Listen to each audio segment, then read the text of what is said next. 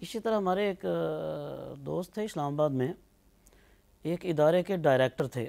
تو کبھی کبھار ان کے پاس جانا ہوتا تو ہم ان کو کہتے جی یہ فلاں چیز ہے، اس کو فوٹو کاپی کر دیں،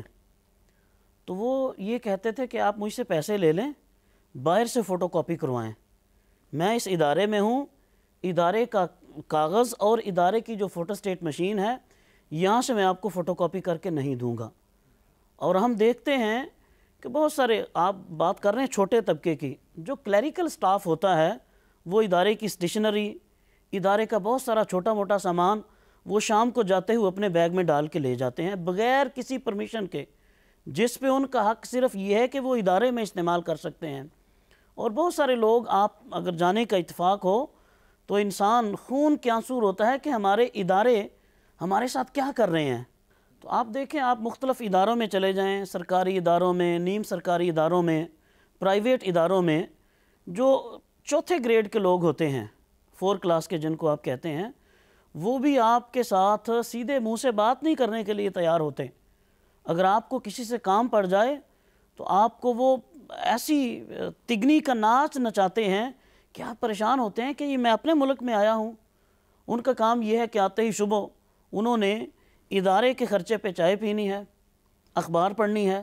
آپس میں گپ شپ لگانی ہے اور ایک دوسرے کے ساتھ ملنا ہے۔ جو کام ان کو تفویض کیا گیا ہے، جو ان کی ذمہ داری ہے، شاید ہی اس پہ وہ کام کریں۔ پھر ہر فرد اپنی اپنی حیثیت میں جہاں جہاں جس ادارے میں ہے وہ اپنی ڈیوٹیز کی انجام دہی کے لیے ادارے سے پورا معاوضہ لیتا ہے، تنخواہ لیتا ہے، لیکن آپ جب اپنا کام کروانے جائیں گے تو وہ آپ سے رشوت طلب کرے گا۔ اور آپ بہت سارے لوگوں کو دیکھتے ہیں، بظاہر وہ بڑے حاجی نمازی نظر آتے ہیں، لیکن وہ کیا کرتے ہیں؟ بجلی چوری کی استعمال کرتے ہیں۔ اب ایک فرد اگر چوری کی بجلی استعمال کرے گا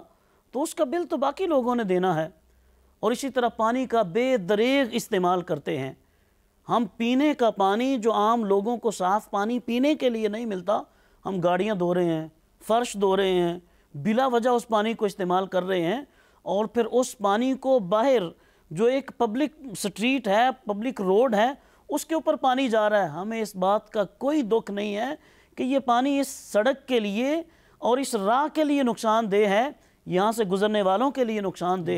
اور اسی طرح باقی چھوٹے چھوٹے امور ہیں کہ ایک بندہ ہے، وہ جتنا ٹائم کا ایگریمنٹ کرتا ہے ادارے سے اتنا ٹائم نہیں دیتا۔ اگر وہ ٹائم دیتا ہے تو اس ٹائم میں وہ اپنے نجی معاملات جو ہیں وہ اس میں سر انجام دیتا رہتا ہے۔ بھائی، اگر آپ ایک ادارے کے ساتھ ایگریمنٹ کے تحت آپ وہاں ٹائم دے رہے ہیں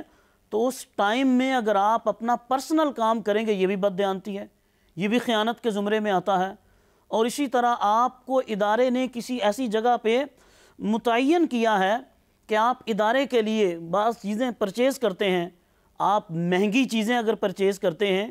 یا آپ خام چیزیں جو اس کے ادارے کے لیے استعمال کی نہیں ہیں، یا آپ ایسی اتنا سامان